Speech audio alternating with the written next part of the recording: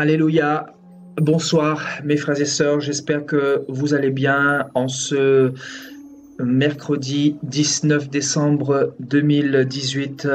Vraiment, je vous souhaite à toutes et à tous les bienvenus pour le partage de la parole du Seigneur.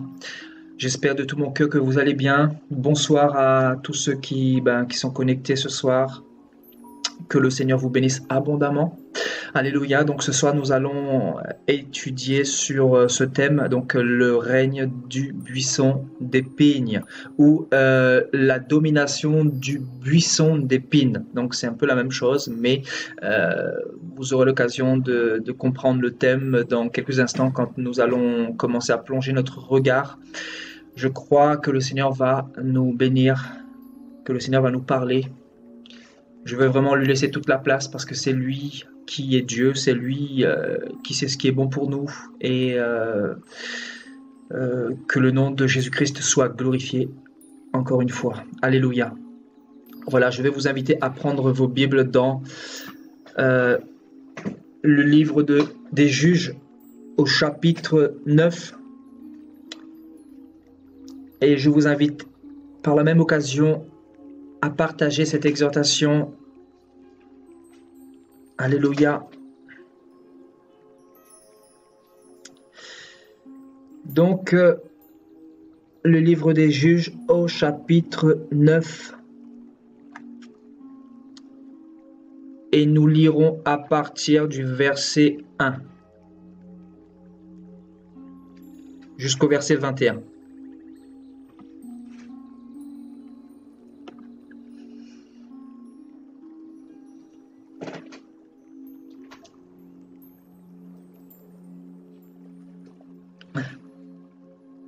Abimelech, fils de Jérubbaal, se rendit à Sichem vers les frères de sa mère, et voici comment il leur parla, ainsi qu'à toute la famille de la maison du père de sa mère. Dites, je vous prie, aux oreilles de tous les habitants de Sichem, vaut-il mieux pour vous que 70 hommes, tous fils de Jérubbaal, dominent sur vous, ou qu'un seul homme domine sur vous? Et souvenez-vous que je suis votre os et votre chair. Les frères de sa mère répétèrent pour lui toutes ces paroles aux oreilles de tous les habitants de Sichem, et leur cœur inclina en faveur d'Abimelech, car ils se disaient, c'est notre frère. Ils lui donnèrent 70 cycles d'argent qu'ils enlevèrent de la maison de Baal-Béris. Abimelech s'en servit pour acheter des misérables et des turbulents qui allèrent après lui. Il vint dans la maison de son père à Ophra, et il tua ses frères, fils de Jérubbaal, 70 hommes sur une même pierre. Il n'échappa que Jossam, le plus jeune fils de Jérubbaal, car il s'était caché. Tous les habitants de Sichem et toute la maison de Milo se rassemblèrent, ils vinrent et proclamèrent roi Abimelech, près du chêne planté dans Sichem.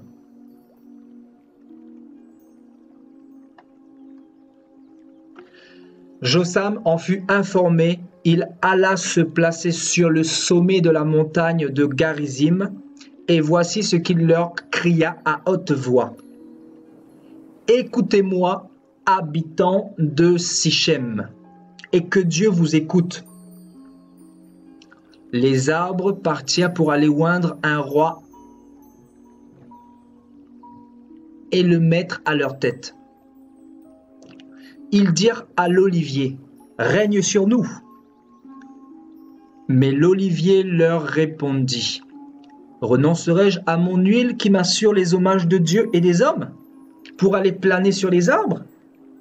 Et les arbres dirent au figuier, viens, toi règne sur nous. Mais le figuier leur répondit, renoncerai-je à ma douceur et à mon excellent fruit pour aller planer sur les arbres? Et les arbres dirent à la vigne, viens, toi règne sur nous. Mais la vigne leur répondit, renoncerai-je à mon vin qui réjouit Dieu et les hommes pour aller planer sur les arbres? Alors tous les arbres dirent au buisson d'épines, « Viens, toi règne sur nous. » Et le buisson d'épines répondit aux arbres, « Si c'est de bonne foi que vous voulez moindre pour votre roi, venez, réfugiez-vous sous mon ombrage, sinon un feu sortira du buisson d'épines et dévorera les cèdres du Liban. »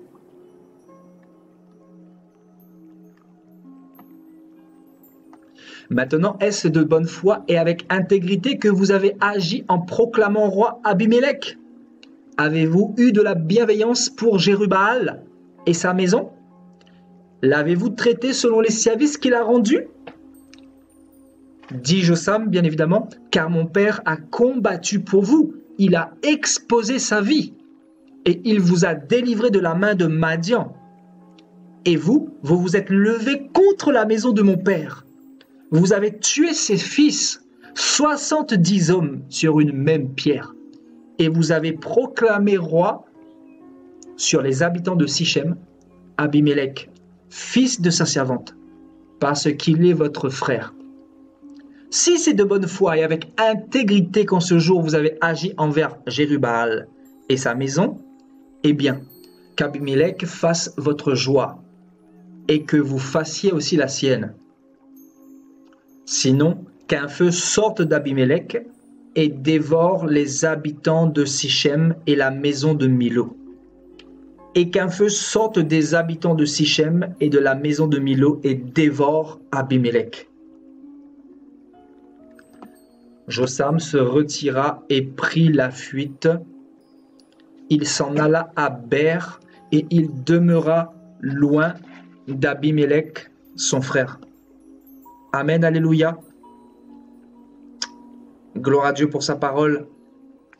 Merci Jésus pour ta parole. Donc ici, il est question d'un des fils de Jérubbaal. Donc Jérubbaal, qui est Jérubbaal? Quand nous regardons dans Juges chapitre 8, nous pouvons constater que Jérubbaal n'est autre que Gédéon. Amen. Donc Gédéon est égal Jérubbaal. Donc il porte le nom de Jérubbaal, mais il s'appelle aussi Gédéon. Et ici, on nous parle de celui qui allait suivre Jérubbaal, c'est-à-dire pour le règne en tant que juge. Et il est question d'Abimélec. Donc, un des fils de Gédéon, un des fils de Jérubbaal. Et on nous dit qu'il va se rendre à Sichem. Sichem qui était une ville à cette époque-là. Donc, Abimélec va se rendre à Sichem vers les frères de sa mère pour les séduire afin de régner sur Sichem, afin de régner sur la ville ou le pays de Sichem. Donc Abimélec, qui a vécu en 1200 avant Jésus-Christ, donc au 12e siècle avant Jésus-Christ. Donc Abimélec va se lever et il va aller vers ses frères et il va leur dire, au verset 2, « Je vous prie ». Voilà, il va parler à ses frères ainsi qu'à tous les habitants de Sichem. Au verset 2, et il va dire, « Vaut-il mieux que 70 hommes, tous fils de Jérubbaal, dominent sur vous, ou qu'un seul homme domine sur vous? Souvenez-vous que je suis votre os et votre chair. » Donc, il va leur présenter cette configuration, c'est-à-dire que 70 hommes règnent sur Sichem ou qu'un seul homme règne sur Sichem. Donc, en fait, dans sa ruse, il leur a présenté cela de cette manière pour pouvoir séduire la ville de Sichem, pour pouvoir recevoir les suffrages, les votes des habitants de Sichem pour être juge sur cette ville-là. Donc son but, c'était quoi? C'était de dominer sur cette ville de Sichem. C'était d'être juge. Alors que ce n'était pas Dieu qui l'avait mandaté. Ce n'était pas Dieu qui l'avait oint pour cela. Donc Abimelech, nous le voyons ici, va s'auto-proclamer juge. Et dans sa ruse, il va réussir à séduire tous les habitants de Sichem, ainsi que tous ses frères, bien évidemment, donc les 70 hommes. Donc on nous dit que les frères de sa mère répétèrent pour lui les paroles aux oreilles de tous les habitants de Sichem, et on nous dit que le cœur des habitants de Sichem s'inclina en faveur d'Abimelech, car ils disaient c'est notre frère. Donc ils ont eu confiance en ce frère qui est Abimelech. Donc plus bas on nous dit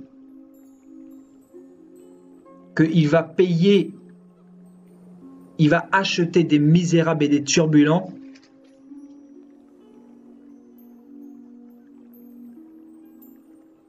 pour tout simplement faire tuer tous ses frères, c'est-à-dire les 70 hommes qui étaient ses frères et qui étaient aussi les fils de Gédéon, les fils de Jérubbaal. Vous voyez, on nous dit ici, au verset 5, « Il vint dans la maison de son père à Ophra et il tua ses frères, fils de Jérubbaal, 70 hommes sur une même pierre. »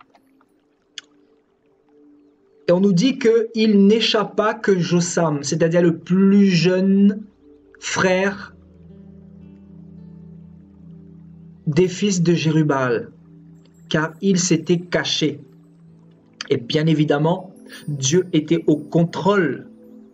C'est Dieu qui a tout simplement caché le plus jeune fils, Jossam. Parce que Dieu voulait justement utiliser ce plus jeune fils pour venger la mort de ces 70 hommes, de tous les fils de Jérubbaal, de tous les frères de Abimelech également. Parce que ici, c'est Abimelech qui va se mettre à tuer ou à faire tuer ses 70 frères. Et Dieu va cacher Jossam dans le but de venger par la suite les 70 frères. Amen. Donc nous continuons. On nous dit que voilà, tous les habitants de Sichem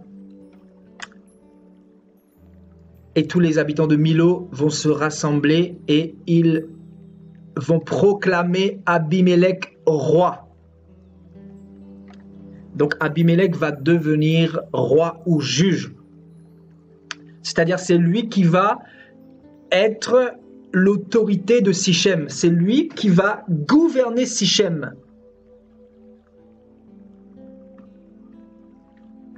Et au verset 7, on nous dit que quand le plus jeune des fils, Jossam, va en être informé, il alla se placer sur le sommet de la montagne de Garizim et il va leur crier à haute voix. Voilà, il va leur parler en parabole ici. Donc les arbres partirent pour aller oindre un roi et le mettre à leur tête. Donc les arbres ici signifient les habitants de Sichem. Amen. Donc les arbres ici symbolisent les habitants de Sichem. Donc les arbres partirent pour aller oindre un roi et le mettre à leur tête. Et ils dirent à l'olivier, « Règne sur nous », mais l'olivier leur répondit, « Renoncerai-je à mon huile qui m'assure les hommages de Dieu et des hommes pour aller planer sur les arbres ?» Donc on nous apprend que l'olivier va refuser de régner sur les arbres.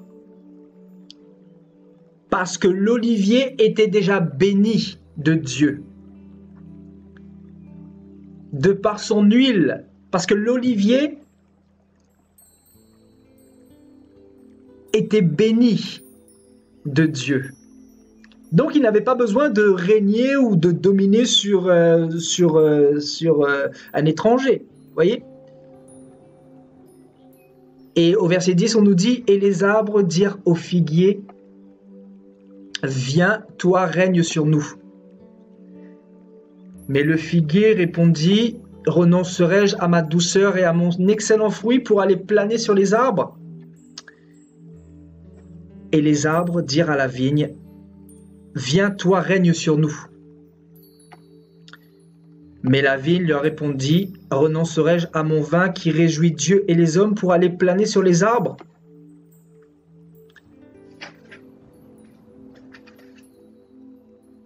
Donc ici on voit clairement que l'olivier, le figuier et la vigne ont refusé de régner sur les arbres. Donc les arbres qui représentent les habitants de Sichem, de la ville de Sichem. Et au verset 14, on nous dit « Alors que tous les arbres dirent au buisson d'épines ». Donc ici, les habitants de Sichem vont s'adresser au buisson d'épines.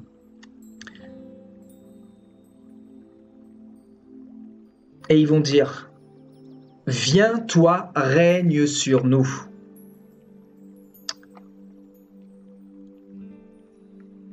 Et le buisson d'épines répondit aux arbres, « Si c'est de bonne foi que vous voulez moindre pour votre roi, venez, réfugiez-vous sous mon ombrage, sinon un feu sortira du buisson d'épines et dévorera les cèdres du Liban. » Donc ici, les habitants de Sichem, qui représentent les arbres, vont se diriger promptement vers la quatrième option, ou du moins vers ce qui restait. Le Seigneur est en train de m'enseigner quelque chose ici. Vous voyez, le buisson d'épines. Il est important de souligner que dans un premier temps, il y avait l'olivier, le figuier, deuxièmement, la vigne, troisièmement, et quatrièmement, le buisson d'épines. Et donc l'olivier, le figuier et la vigne ont refusé de régner sur Sichem. Et que va faire les habitants de Sichem? Ils vont se diriger vers le buisson d'épines. Et le buisson d'épines représente d'une manière prophétique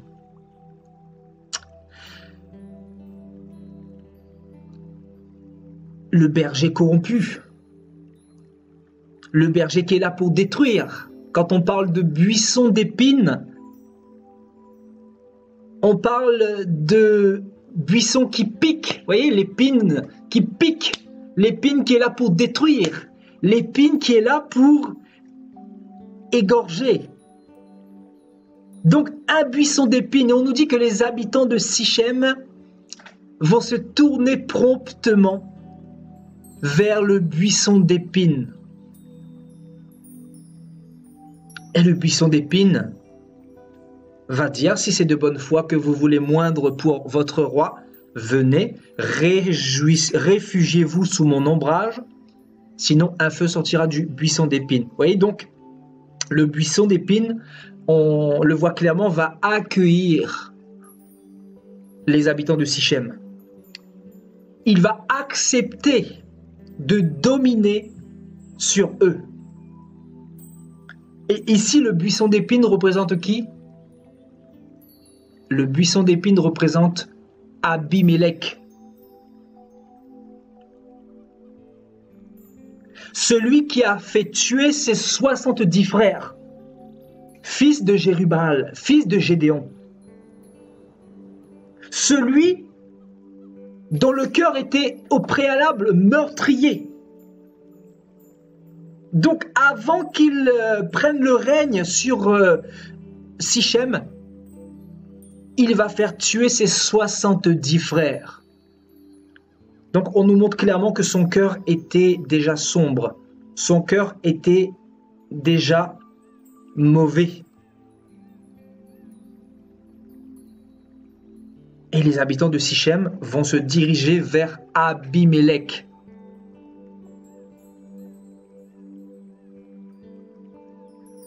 Et les habitants de Sichem vont oindre Abimélec pour roi. Donc Abimélec va devenir le roi de tout Sichem. Par sa ruse, bien sûr.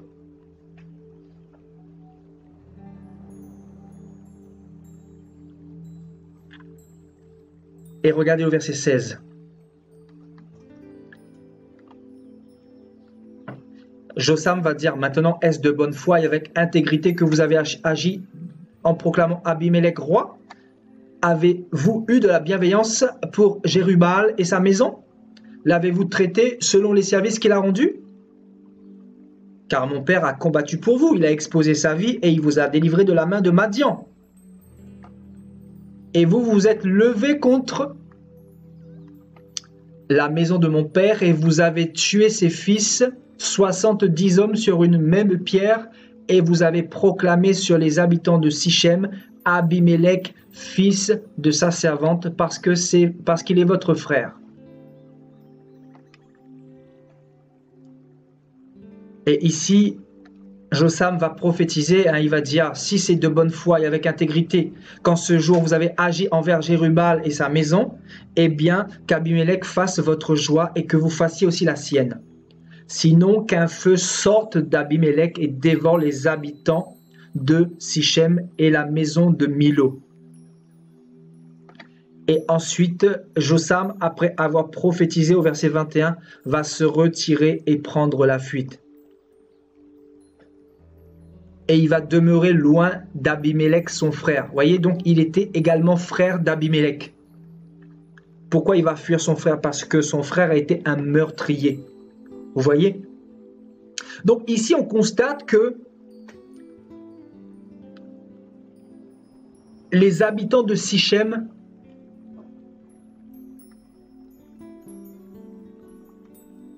vont oindre un juge ou un roi étranger, un roi qui n'a pas été mandaté par Dieu.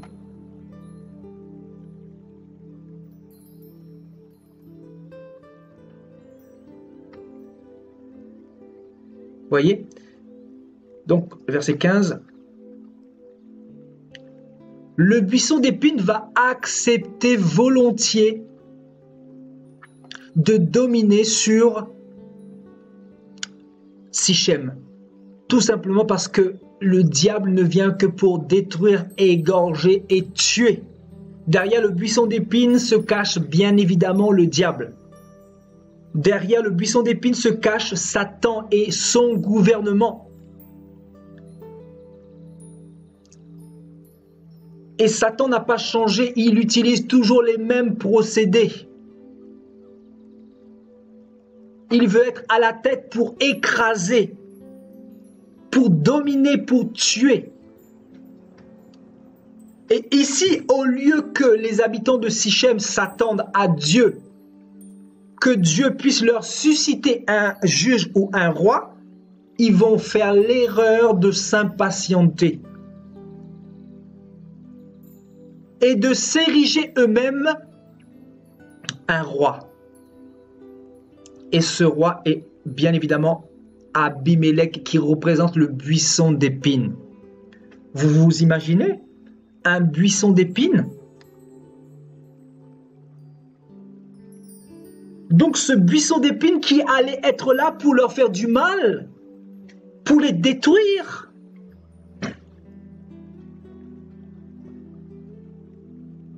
Donc les habitants de Sichem vont accepter que ce buisson d'épines règne sur eux, domine sur eux.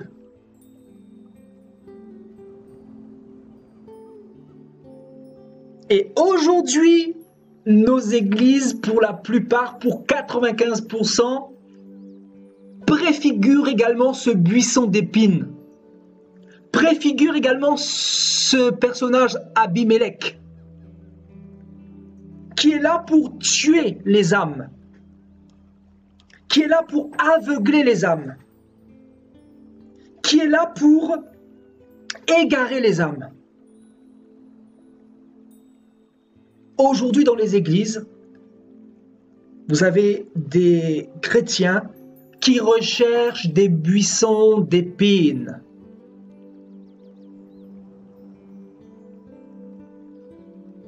Parce qu'ils ne veulent pas être dominés par Dieu en réalité, mais ils veulent être dominés par les hommes. Vous voyez ici les habitants de Sichem, au lieu de s'adresser à Dieu, qu'est-ce qu'ils vont faire? Ils vont se tourner premièrement vers l'olivier, vers le figuier, vers la vigne. Donc en fait, qui représente aussi d'une manière prophétique des églises, vous voyez, ou des systèmes d'hommes. Ils vont chercher, ils vont tâtonner. Donc Sichem était en train de chercher, de tâtonner.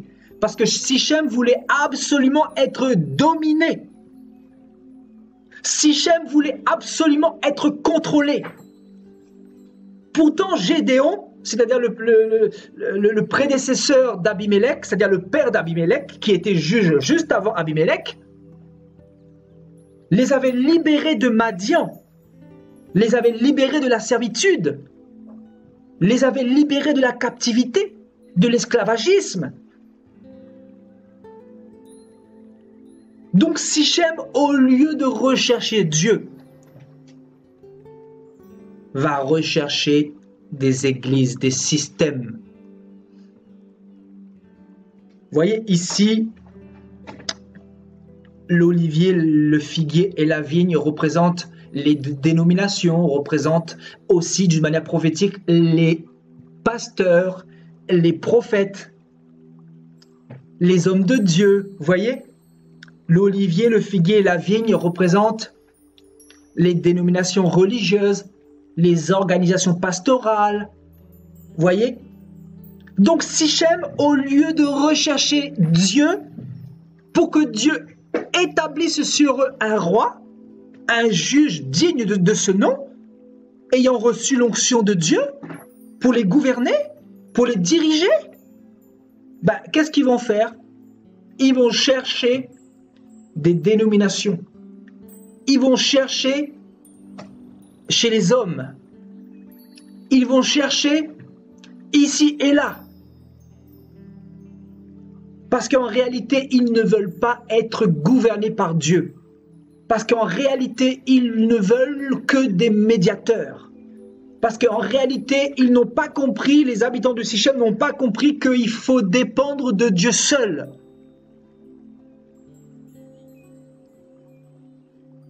Et donc, ils vont aller voir l'olivier, puis le figuier, puis la vigne, pour s'arrêter au final au buisson d'épines. C'est quand même terrible, hein? C'est quand même terrible. En vrai, le Seigneur nous enseigne comme ça ce soir. Hein. Je me laisse guider par le Seigneur. Vous savez, je ne programme rien à l'avance. Donc, ils vont s'arrêter sur le buisson d'épines. Donc, littéralement, prenons ce qu'il y a sous la main. Mettons-nous ce qu'il y a sous la dent. Parce que nous avons faim. Parce que nous avons soif. Nous avons besoin de manger. Nous avons besoin d'être satisfaits. Notre appétit de convoitise a besoin d'être satisfait. Donc, toi, le buisson d'épines, viens et règne sur nous, domine sur nous. Nous allons te oindre pour notre roi, pour être notre roi. Et nous allons nous réfugier sous ton ombrage. Vous vous imaginez l'ombrage d'un buisson d'épines qui ne couvre même pas du soleil. Parce qu'à travers le buisson d'épines, il y a les reflets du soleil. Vous savez, il y a les attaques qui passent à travers. Il y a les maladies qui passent à travers. il y a les attaques du diable qui passent à travers. Donc un buisson d'épines. Et beaucoup de nos églises représentent d'une manière prophétique ce buisson d'épines. Beaucoup de chrétiens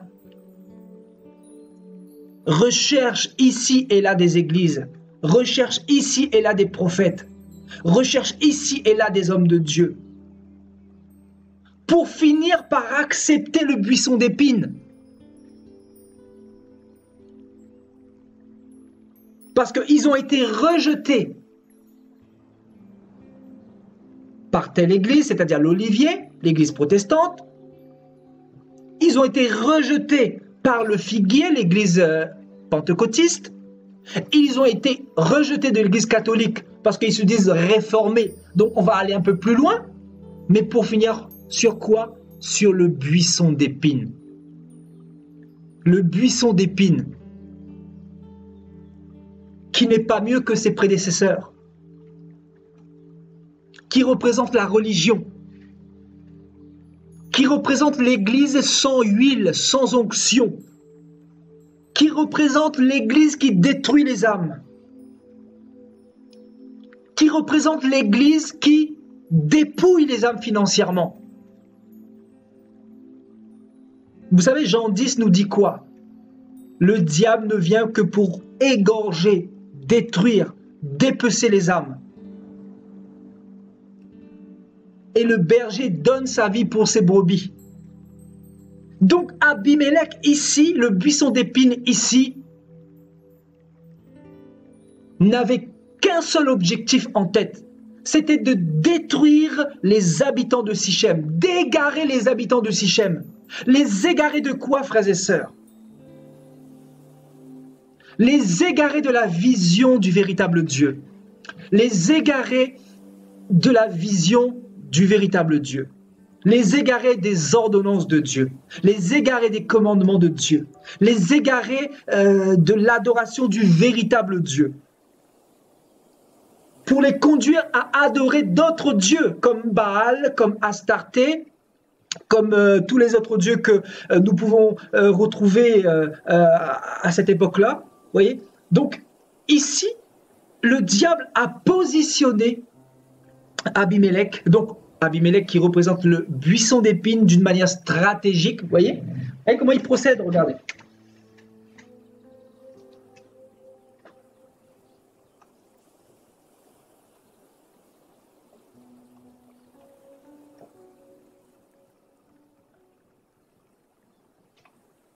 Voilà. Par la ruse, Abimélec a réussi à prendre la gouvernance sur le peuple de Sichem.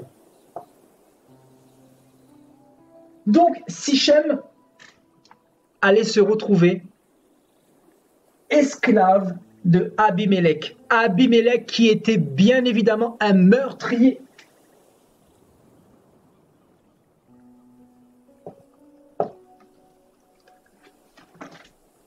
Donc, le peuple de Sichem va accepter qu'un meurtrier domine sur eux.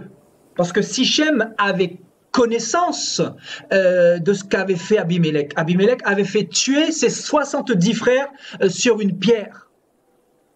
C'est-à-dire les 70 fils de son père, c'est-à-dire Gédéon ou Jérubal, que nous avons lu tout à l'heure. Donc Satan procède toujours de la même manière. Il met un soldat d'une manière stratégique, un de ses soldats d'une manière stratégique à la tête pour pouvoir contrôler un ensemble de personnes. C'est-à-dire ou dans des gouvernements par rapport à ce monde, ou dans des gouvernements par rapport aux églises, parce que dans nos églises aujourd'hui, ce n'est plus... comment dire, des églises du Seigneur Jésus-Christ, mais ce sont des églises oligarchiques, ce sont des églises pyramidales, avec le pasteur, avec la maman pasteur, avec le diacre, avec les chantres, avec les fidèles. Ouais, il y a plus la vision de Dieu. Il y a vraiment la vision du buisson d'épines qui est là pour dominer, qui est là pour piquer les âmes, qui est là pour égorger les âmes, qui est là aussi pour détourner les âmes du véritable Dieu. Et donc le buisson d'épines se trouve aussi dans nos églises aujourd'hui. Et beaucoup de chrétiens se sont laissés dominer par ce buisson d'épines. Je dirais même que beaucoup de chrétiens ont suscité pour roi ou pour pasteur le buisson d'épines. Le buisson d'épines représente quoi? Représente le pasteur autoproclamé. Le buisson d'épines représente le prophète autoproclamé qui n'a pas été appelé par Dieu. Le buisson d'épines représente l'homme qui veut régner selon ses propres pensées et non pas selon la pensée de Dieu. Le buisson d'épines représente l'homme qui gouverne pour son ventre, pour sa propre gloire personnelle, et non pas pour la gloire de Dieu, et non pas pour le royaume de Dieu. Vous voyez donc, le buisson d'épines aujourd'hui se retrouve dans énormément d'assemblées. Énormément d'assemblées aujourd'hui en 2018. Amen. Vous voyez donc, le buisson d'épines répondit aux arbres, si c'est de bonne foi que vous voulez moindre pour votre roi, venez, réfugiez-vous sous mon ombrage. Donc on comprend clairement que ici les habitants de Sichem n'ont pas cherché une seule seconde à se diriger vers Dieu, ou à l'époque vers les prophètes. Parce que Dieu passait par les prophètes pour parler au peuple d'Israël. Ils n'ont pas cherché à consulter Dieu. Mais ils vont chercher absolument à ce que un roi domine sur eux. Peu importe si ce roi était bon ou mauvais, pourvu qu'il y ait un roi qui règne absolument sur eux. Alors que, logiquement, ils auraient dû attendre l'aval de Dieu. Parce que Dieu avait prévu quelqu'un pour les diriger, pour les conduire. Parce que regardez Gédéon, regardez le père de Abimélec dans Juges chapitre 8. Au verset 22. Les hommes d'Israël dirent à Gédéon, domine sur nous, et toi et ton fils et le fils de ton fils, car tu nous as délivrés de la main de Madian. Et qu'est-ce que Gédéon va leur répondre? Gédéon va leur dire, je ne dominerai point sur vous, et mes fils ne domineront point sur vous. C'est l'Éternel qui dominera sur vous. Donc vous vous imaginez, Gédéon, lui, il avait reçu l'oracle véritable, qui est d'aller vers Dieu directement et ne pas passer par des hommes. Gédéon avait reçu l'oracle de la part de Dieu. C'est-à-dire que le peuple d'Israël devait être dominé par Dieu et non pas par un homme. Donc Gédéon va dire quelque chose de très fort ici. Je ne dominerai point sur vous. Israël va dire plus haut, domine sur nous. Ils vont chercher, le peuple d'Israël va chercher à ce que Gédéon domine sur eux. Et non pas que lui, mais ses fils et le fils de ses fils, etc., etc., etc. Tout simplement parce que Dieu était passé par Gédéon pour délivrer Israël de la main de Madian, qui était un roi impie. Donc, ils ont mis leur espérance en Gédéon. Et Gédéon ne voulait pas de cela. Gédéon voulait que Israël mette sa confiance et sa foi dans le Dieu d'Israël. Parce que si tu mets ta confiance dans un homme, cet homme un jour ou l'autre va te trahir. Cet homme un jour ou l'autre va te blesser. Cet homme un jour ou l'autre va te faire du mal. Mais si tu mets ta confiance dans le Dieu d'Israël ne te trahira jamais. Il ne te décevra jamais. Il est celui qui est fidèle. Il est le fidèle des fidèles. Il est celui qui veille sur sa parole pour l'accomplir. Il est le Dieu de justice. Il est le Dieu de miséricorde. Il est un père pour tous ceux qui l'invoquent. Donc Israël voulait absolument que Gédéon domine sur eux. Et Gédéon va dire, je ne dominerai point sur vous. Et mes fils ne domineront point sur vous. C'est l'Éternel qui dominera sur vous.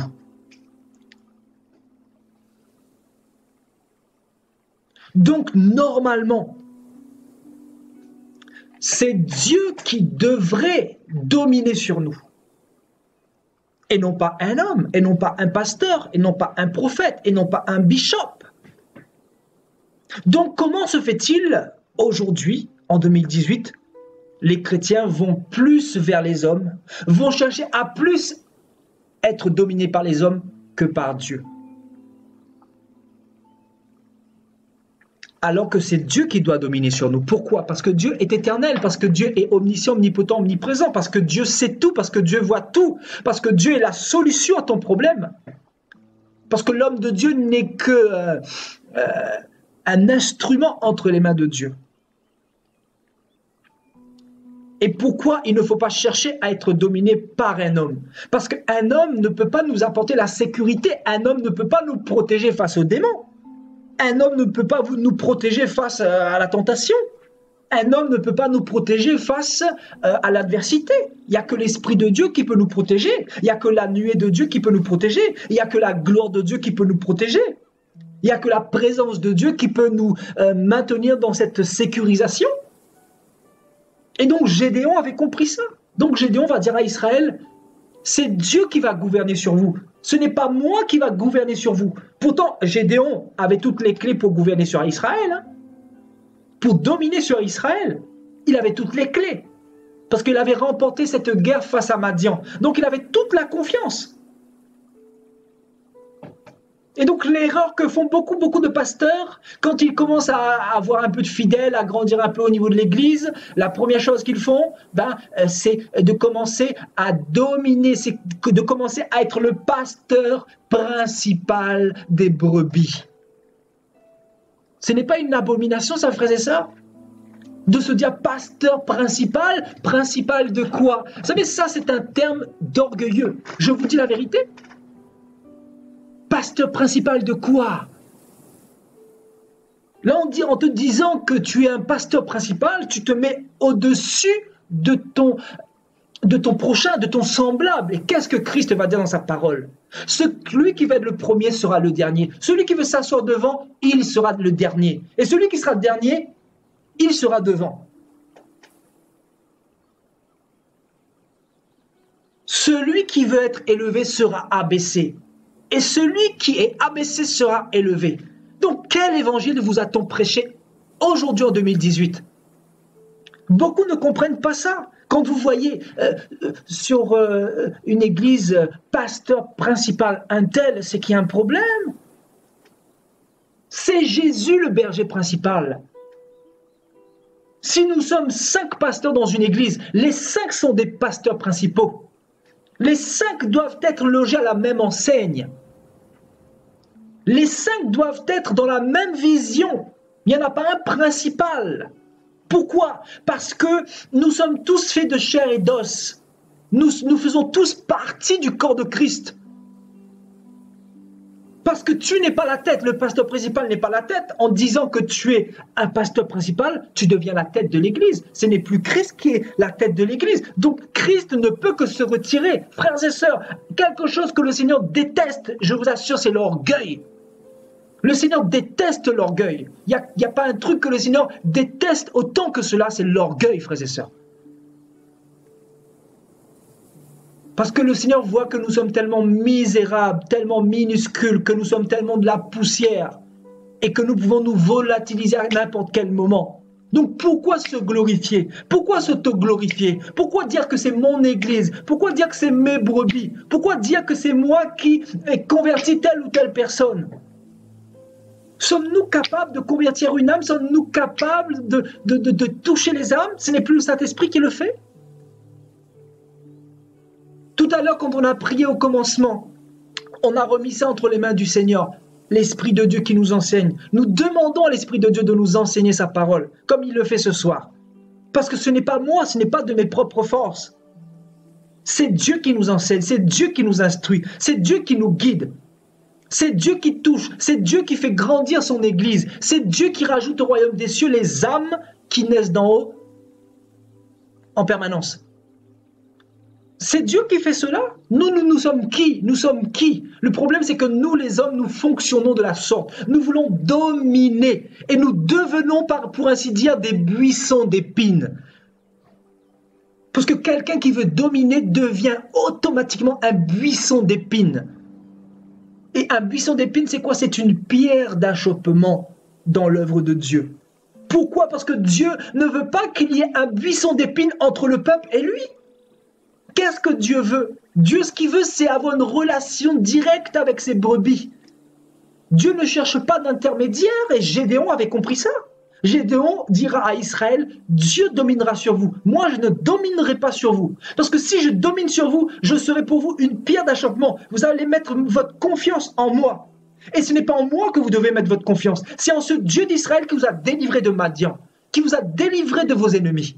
Moi, je n'étais simplement qu'un instrument. Mais il y a beaucoup qui ne comprennent pas ça. Quand tu as un peu d'onction, quand tu as un peu de puissance, quand tu as un peu de pouvoir, quand Dieu t'a donné un peu d'onction pour faire son œuvre, les personnes vont mettre toute leur confiance en toi, au lieu de mettre en Dieu. Et là, ils tombent dans le piège de l'ennemi. Parce qu'il y a l'idolâtrie qui s'installe. Parce qu'il y a la confiance en l'homme qui s'installe. Alors que nous ne devons pas avoir confiance en l'homme. Nous ne devons pas nous appuyer sur l'homme. Parce que maudit celui qui s'appuie sur l'homme, dit la parole de Dieu. Mais le problème, c'est que nous, les hommes, nous devenons enflés rapidement.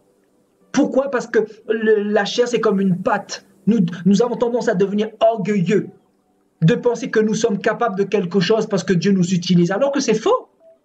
C'est faux. Pasteur principal.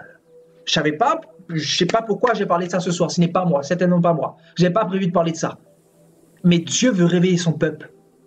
Pasteur principal. Donc, si toi, tu es le pasteur principal, le second, lui, c'est le pasteur esclave.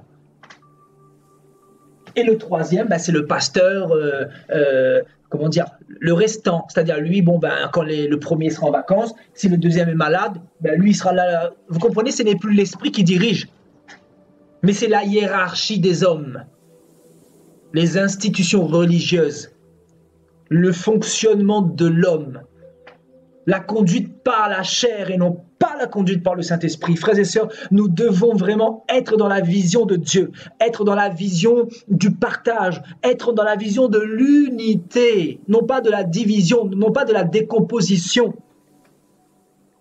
Parce que Satan est un expert en matière de division, en matière de destruction. Satan est un artiste en matière de zizanie. Il vient pour cela. Et il veut se mettre bien évidemment à la tête. C'est pour ça que Paul dira que les hommes de Dieu doivent d'abord diriger leur propre maison avant de diriger l'œuvre de Dieu, avant de diriger l'église de Dieu. Parce que ce n'est pas une simple mission, frères et sœurs, de diriger l'œuvre de Dieu. Je vous assure. Parce que si vous-même, vous n'êtes pas intègre, si vous-même, vous ne marchez pas dans la vision de Christ, comment voulez-vous prétendre à vouloir faire marcher les autres dans la vision de Christ? Si vous-même, vous n'êtes pas intègre avec Dieu dans le secret, comment voulez-vous emmener les autres dans l'intégrité?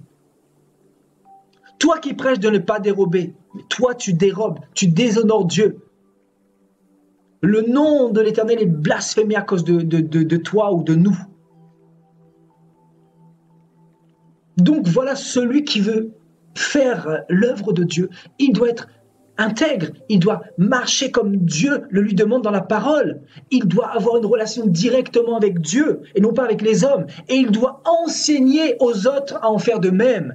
Parce que nous vous présentons encore une fois de plus, aujourd'hui encore, le mercredi 19 décembre 2018, nous vous présentons Jésus-Christ de Nazareth. Nous vous présentons le roi des rois. Et nous ne cesserons de le dire que c'est vers Jésus-Christ qu'il faut partir, que c'est vers Jésus-Christ qu'il faut fléchir à vos genoux et qu'il faut ôter le buisson d'épines de votre chemin. Il faut ôter ce buisson d'épines qui représente d'une manière prophétique les systèmes des hommes, les bâtiments, les briques, les médiateurs, les prophètes, les bishops, les pasteurs, les mamans pasteurs et tout ce que vous voulez. Mais retirez tous ces buissons d'épines de votre chemin et allez directement vers le roi des rois, vers celui qui donne la victoire, vers celui qui ne trahit jamais. Frères et sœurs, celui avec qui je marche ne m'a jamais trahi. Ne m'a jamais trahi, même si des fois j'ai l'impression qu'il est loin, mais il n'est jamais très loin parce qu'il parle encore, il parle et il est là, il est fidèle. Et il nous travaille, et il nous console quand il faut nous consoler, et il nous rassure quand il faut nous rassurer, et il nous protège quand il faut nous protéger, et il nous garde de la tentation quand il faut nous garder de la tentation. Il est fidèle, frères et sœurs. Comment savoir que nous sommes avec lui? C'est en nous examinant, c'est en regardant notre vie, c'est en regardant si notre zèle pour lui est toujours le même qu'auparavant. C'est en regardant l'état de notre cœur, les dispositions de notre cœur. C'est en regardant si nous avons toujours cette relation avec lui. Parce que quand nous commençons à perdre cette relation avec lui, je peux vous assurer que un chrétien, quand il perd la relation avec le Seigneur, il va gagner la relation avec les hommes. C'est automatique. C'est automatique. Quand nous perdons la relation avec le Maître, c'est avec les hommes que nous allons tisser des relations. Nous allons tisser des relations. Parce que nous n'avons plus confiance dans le Seigneur, nous avons l'impression qu'il est parti. Et souvent, il n'est plus là. Souvent, il est à l'extérieur. Mais au lieu de s'humilier, au lieu de fléchir ses genoux, au lieu de demander pardon pour ce que vous avez fait, parce que Dieu est fidèle, Dieu est compatissant, Dieu est miséricorde, au lieu de cela, vous préférez passer par la facilité. En fait, baisser les bras, passer par le figuier, l'olivier ou la vigne. C'est-à-dire les hommes, les prophètes. Parce que vous pensez que le prophète qui a l'onction, soi-disant, détrompez-vous, frères et sœurs. Dieu connaît les cœurs. C'est avec lui que vous devez parler. C'est avec lui que vous devez développer cette relation. C'est avec lui que vous devez exposer vos problèmes. C'est à lui que vous devez, c'est vers lui que vous devez vous décharger de tous vos soucis, de tous vos problèmes. C'est lui que vous devez tout donner parce que lui, il est capable de supporter. Ses épaules sont larges, notre Dieu. Il a dit, venez à moi, vous tous qui êtes fatigués et chargés. Je vous donnerai du repos. Il a dit ça à qui? Seulement aux chrétiens? Non. À toute l'humanité, aux juifs, aux arabes, aux noirs, aux blancs, au chocolat, à tout le monde. C'est-à-dire, il est capable de porter tous nos fardeaux. Il est capable de porter tous nos soucis. Il est capable d'enlever toute culpabilité. Il est capable de nous régénérer. Il est capable de faire de nous une nouvelle créature. Il est capable de nous donner une nouvelle identité. Il est capable de faire ce que les hommes et la religion ne peuvent pas faire. Il est capable de nous donner la victoire, ce que le buisson d'épines ne pourra pas nous donner.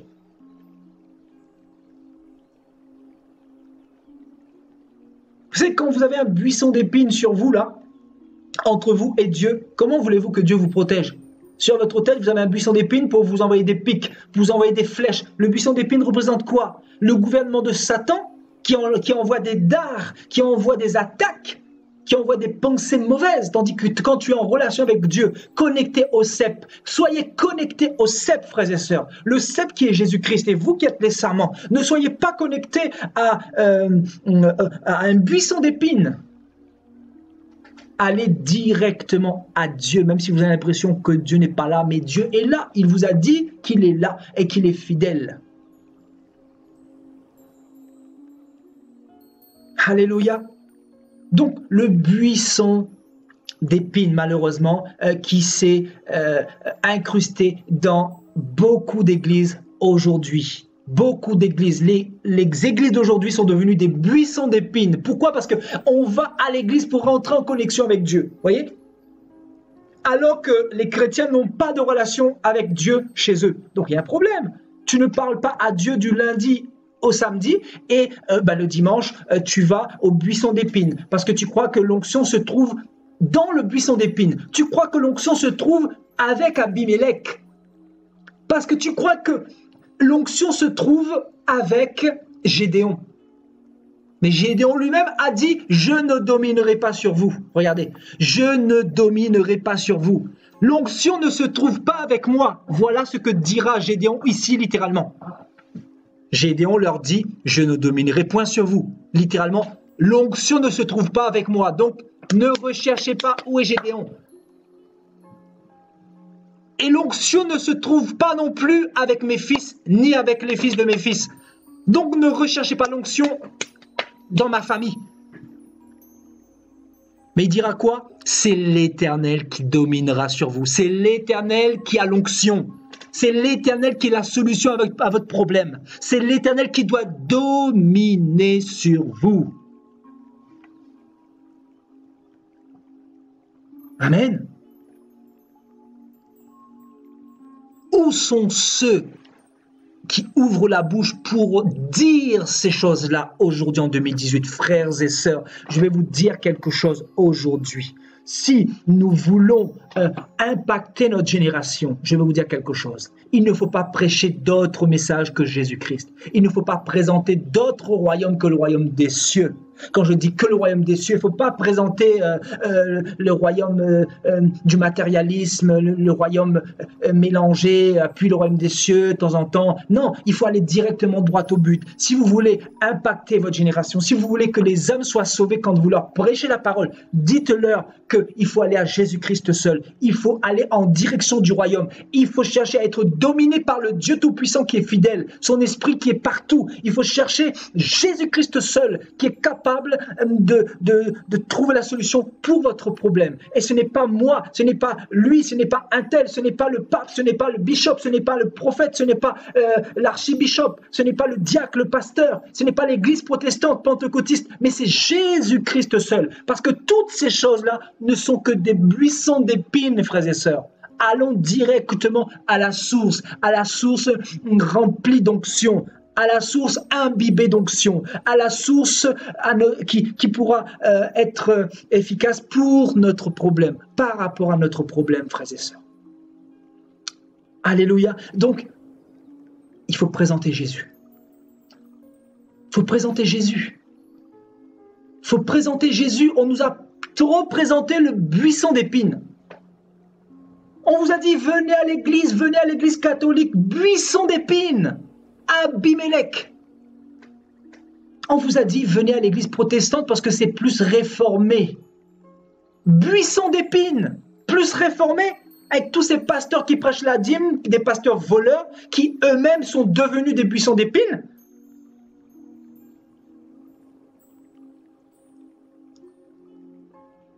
Venez à l'assemblée des témoins de Jéhovah. Mais quand tu discutes un peu avec eux, quand tu leur dis que voilà, Jésus est Dieu, ils te disent que non, mais dis, allons vérifier dans la parole.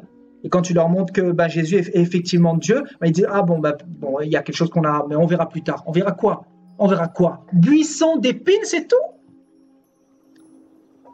La parole, on ne peut pas la changer, on ne peut pas la modifier. La parole est et restera jusqu'au retour de Jésus-Christ.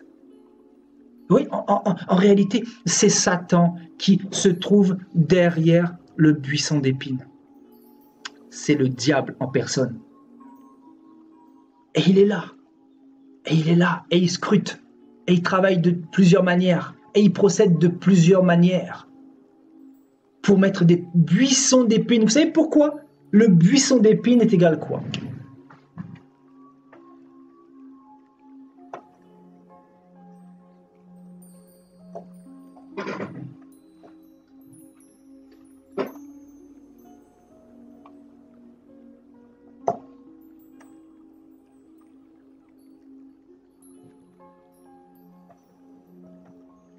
Voilà, le buisson d'épines est égal dominant.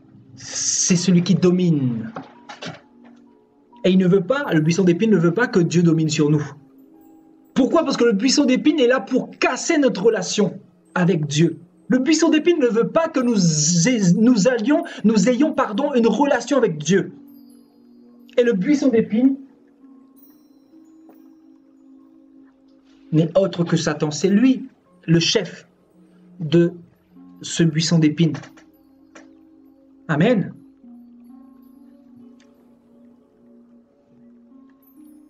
Alléluia. Vous voyez? Donc, allons faire un tour dans Genèse chapitre 1. Vous allez voir qu'au commencement, il n'en était pas ainsi. Le Seigneur n'a pas créé l'homme pour être dominé par l'homme.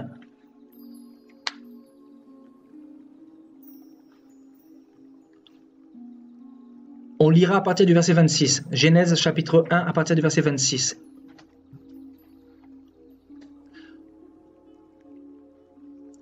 Puis Dieu dit, faisons l'homme à notre image, selon notre ressemblance, et qu'il domine sur les poissons de la mer, sur les oiseaux du ciel, sur le bétail, sur toute la terre et sur tous les reptiles qui rampent sur la terre. Voyez ce que dit Dieu ici? Faisons l'homme à notre image, selon notre ressemblance, et qu'il domine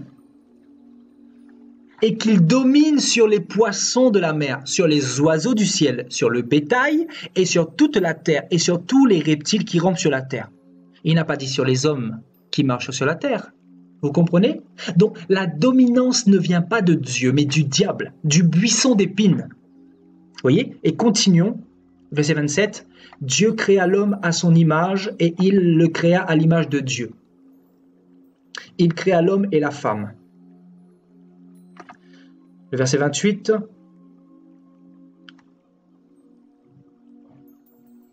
Dieu les bénit et leur dit, soyez féconds, multipliez et remplissez la terre. Et l'assujettissez, donc assujettissez la terre. Et dominez sur les poissons de la mer, sur les oiseaux du ciel et sur tout animal qui se meut sur la terre. Donc Dieu va dire, soyez féconds, multipliez-vous, remplissez la terre et assujettissez la terre. Vous savez, ce terme assujettir veut tout simplement dire maintenir sous sa domination.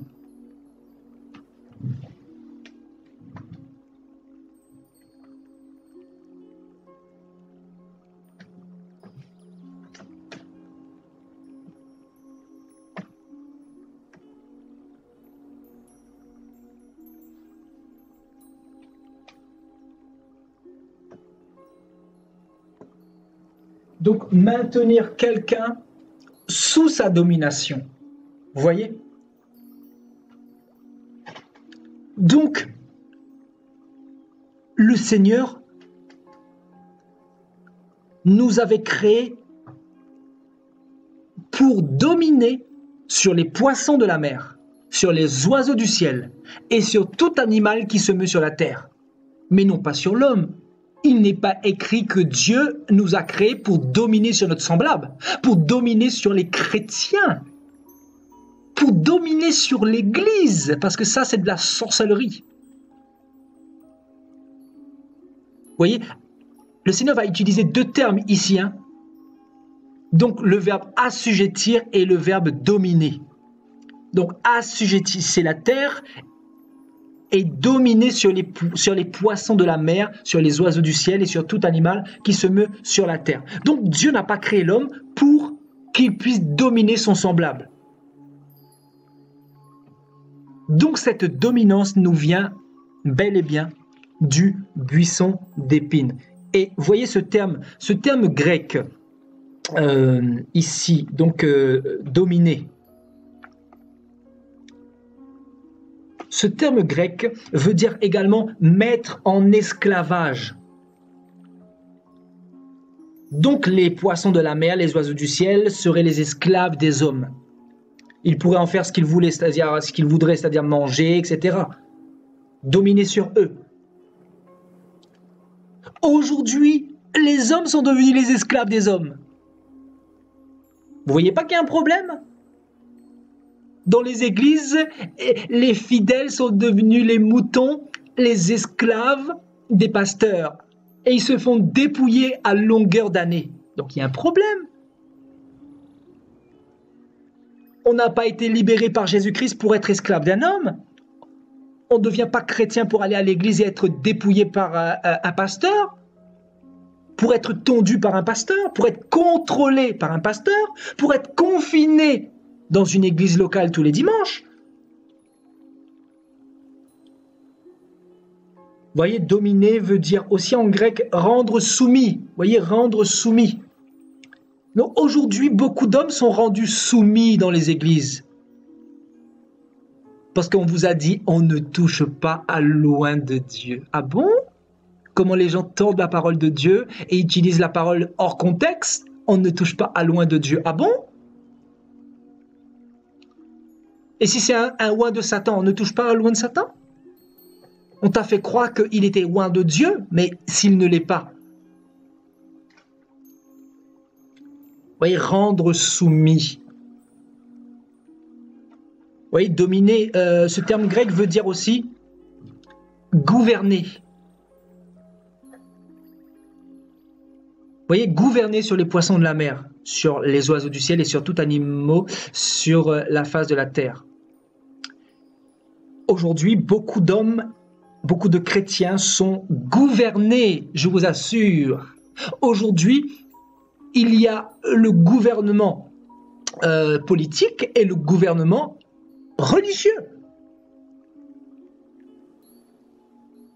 Parce que les âmes aujourd'hui sont gouvernées, sont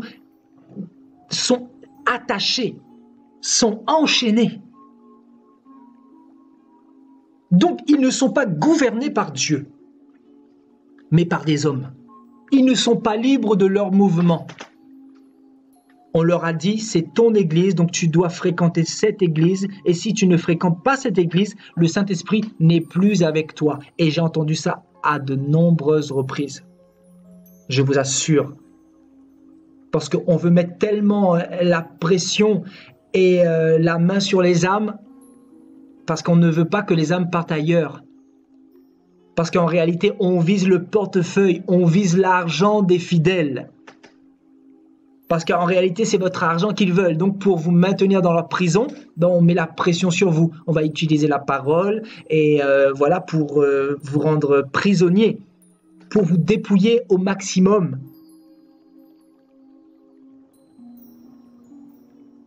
Et au jour où vos yeux vont commencer à s'ouvrir, ben, ce pasteur ne vous remboursera plus. Vous le savez. Et on a perdu beaucoup d'argent comme ça dans le passé. On a perdu beaucoup d'argent à cause de l'ignorance, à cause de ce buisson d'épines. Et je vous assure, ce buisson d'épines se retrouve partout, dans toutes les sectes, dans toutes les dénominations chrétiennes aujourd'hui en 2018. Vous voyez, donc dominer veut dire aussi en grec fouler aux pieds. Vous voyez, c'est fort, hein? Si Dieu nous envoie dans le grec ici, c'est pour nous faire comprendre qu'aujourd'hui, beaucoup de chrétiens sont foulés aux pieds. Je vous assure. On ne prend pas soin des brebis aujourd'hui dans les églises. On ne donne pas sa vie pour les brebis aujourd'hui dans les églises. Mais ce sont les brebis qui donnent leur vie pour vous, pour les pasteurs. Ce sont les brebis qui donnent leur pognon pour les pasteurs.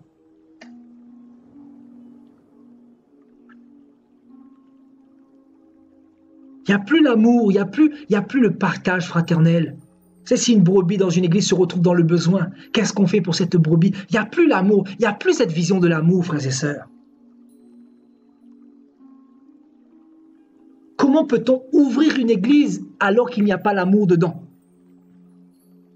1 Corinthiens nous dit, 1 Corinthiens 13 nous dit que même si je fais toutes ces choses, je peux avoir même toutes les merveilles du monde, faire toutes les bonnes œuvres, les bonnes actions, mais si je n'ai pas l'amour, je peux avoir une église, mais si je n'ai pas l'amour dans l'église, l'amour c'est quoi? L'amour ce n'est pas simplement dans les dires, dans les mots, mais dans les actes, dans notre manière de faire. L'amour c'est à travers nos œuvres, c'est sur le terrain. L'amour, ce n'est pas une question de blabla. L'amour, c'est sur le terrain. Qu'est-ce que vous faites pour le Seigneur dans le secret? Avec vous et le Seigneur. Le Seigneur vous voit, le Seigneur vous connaît. Qu'est-ce que vous faites pour lui? Ce n'est pas une question que de blabla, parler. Non.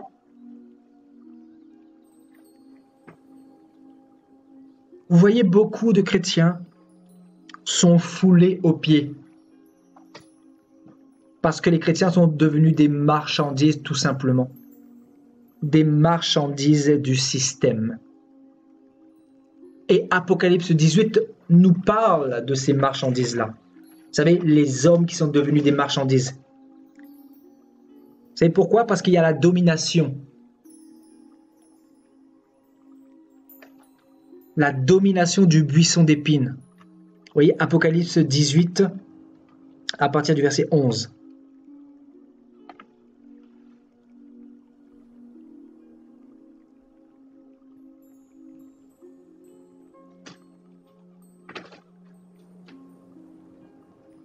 Et les marchands de la terre pleurent et sont dans le deuil à cause d'elle, parce que personne n'achète plus leur cargaison.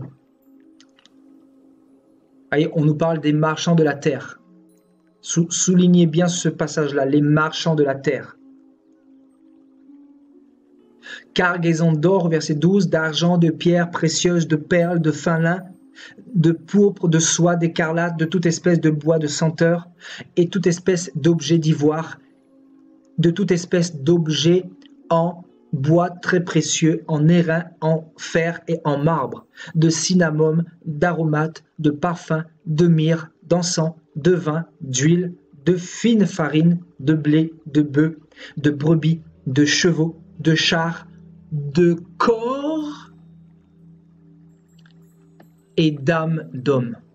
Vous voyez donc, les marchands de la terre, bien évidemment, dans ces marchands, nous retrouvons les pasteurs, les prophètes, nous retrouvons les riches de ce monde, les riches de ce monde, tous ceux qui roulent dans la gloire, voyez, le pape, c'est tous ces hommes éminents, tous ces hommes élevés,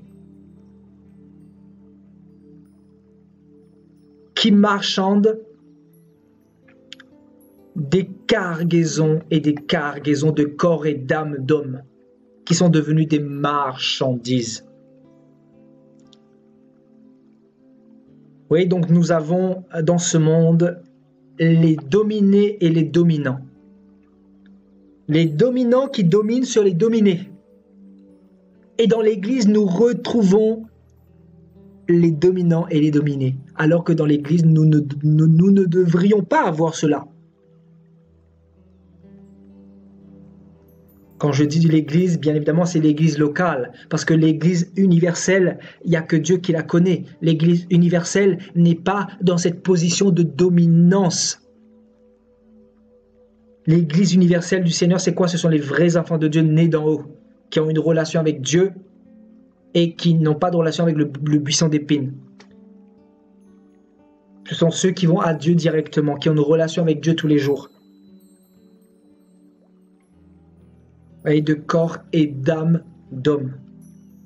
Donc les hommes sont devenus des marchandises aujourd'hui.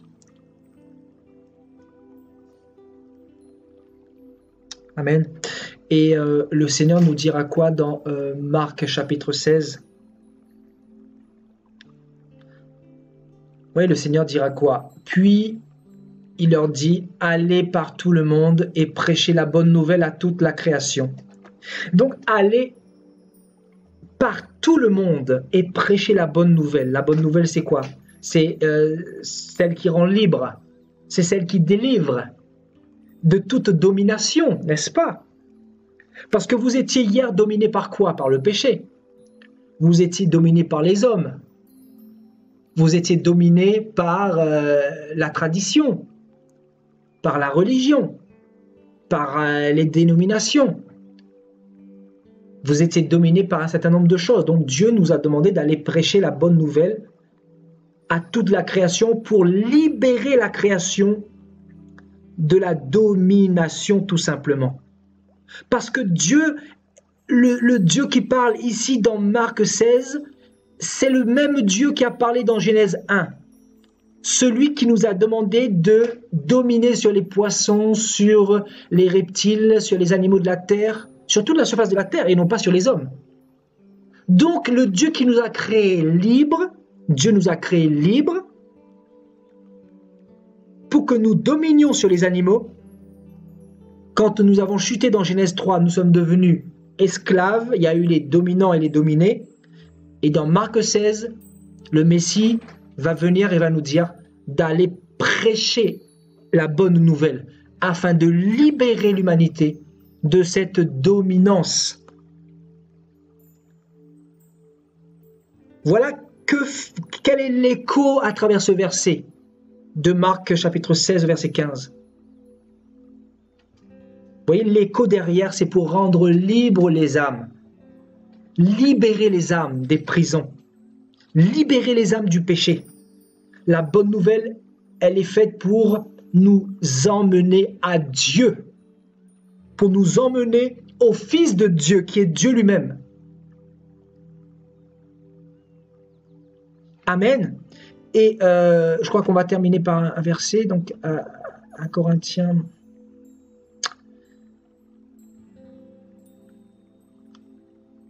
chapitre 7.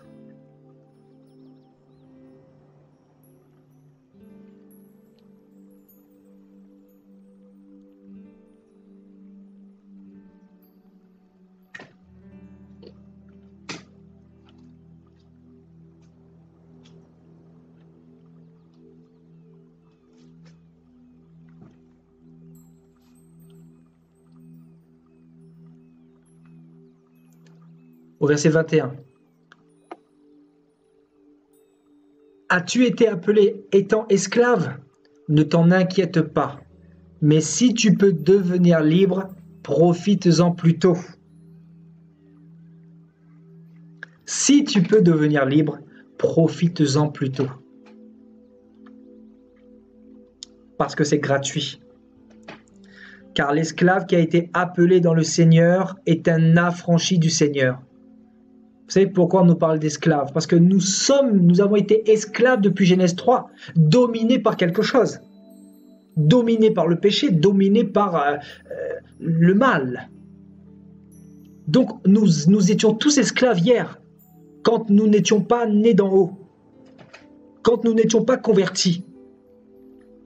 Car l'esclave qui a été appelé dans le Seigneur est un affranchi du Seigneur. Affranchi. Soyez affranchis de Dieu, frères et sœurs. De même, l'homme libre qui a été appelé est un esclave de Christ. Et le verset 23 nous dit: vous avez été rachetés à un grand prix, c'est-à-dire au prix du sang de Christ. Ne devenez pas esclaves des hommes.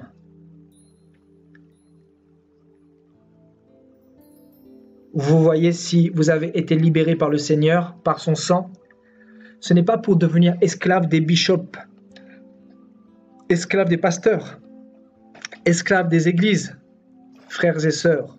C'est ça l'évangile. L'évangile nous rend libres. L'évangile nous libère. L'évangile nous ramène à Dieu.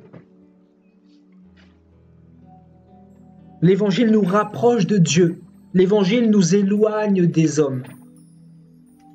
Ou du moins des systèmes des hommes. Ou du moins de Babylone.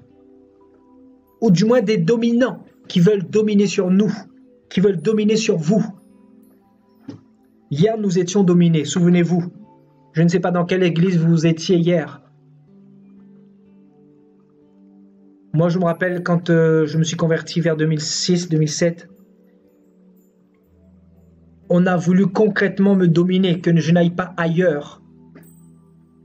On m'a dit que ici tu es bien, que c'est la véritable église, alors que Dieu me disait par la suite que non, il n'y était pas. Vous voyez, donc il y a tentative de domination pour grandir dans l'orgueil, pour grandir au niveau des membres, pour grandir au niveau du pognon. Ce sont des marchands aujourd'hui.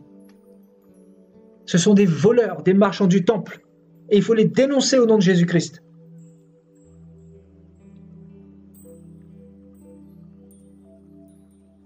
Vous voyez, hier, on a voulu nous mettre dans des cages dorées, vous savez, dans des temples marbrés, l'église catholique. Oui, c'est vrai que hier, on a voulu nous mettre là-bas. Mais vous savez, Jésus-Christ, par sa grâce et son amour, nous a libérés de là. Vous imaginez à quel point il est grand, à quel point il est amour, de nous avoir fait connaître la vérité, de nous avoir rendus libres. Vous qui étiez hier esclaves des hommes, vous qui aviez donné beaucoup d'argent, combien d'argent n'avez-vous pas donné aux hommes hier, frères et sœurs? Quand vous êtes dans le monde, on vous demande de l'argent. Vous allez voir des marabouts à argent. Vous allez voir des voyants à argent. Vous allez voir des sorciers, argent. Vous vous convertissez, vous allez dans l'église catholique, argent. Vous allez vers l'église protestante, argent. L'église baptiste, argent. L'église orthodoxe, argent. Mais dans le royaume de Dieu, le véritable royaume de Dieu, où on parle de naissance d'en haut, il n'y a pas, c'est pas une question d'argent. Il n'y a pas de problème d'argent parce que notre papa pourvoit à nos besoins. Et nous avons compris que la bénédiction, ce n'est pas l'argent. Nous avons compris que la bénédiction, c'était le pain que notre papa nous donnait tous les jours. Ce pain qui nous satisfait amplement. Ce pain qui nous comble amplement. Ce pain qui nous fait du bien, qui nous restaure, qui nous fait grandir chaque jour. Ce pain qui nous console. Ce pain qui pourvoit à nos besoins.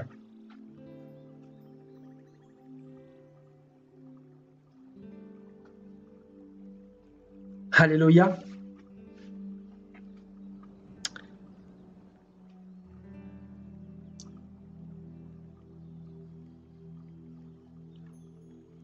Donc,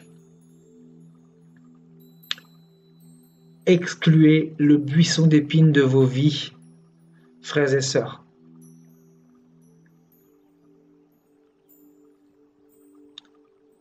C'est un conseil gratuit que nous vous donnons, frères et sœurs. Voilà, nous sommes arrivés à la fin de cette exhortation.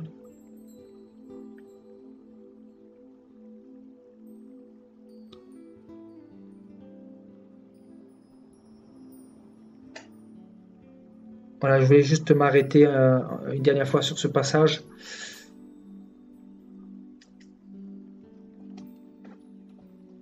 Dans Juge chapitre 9.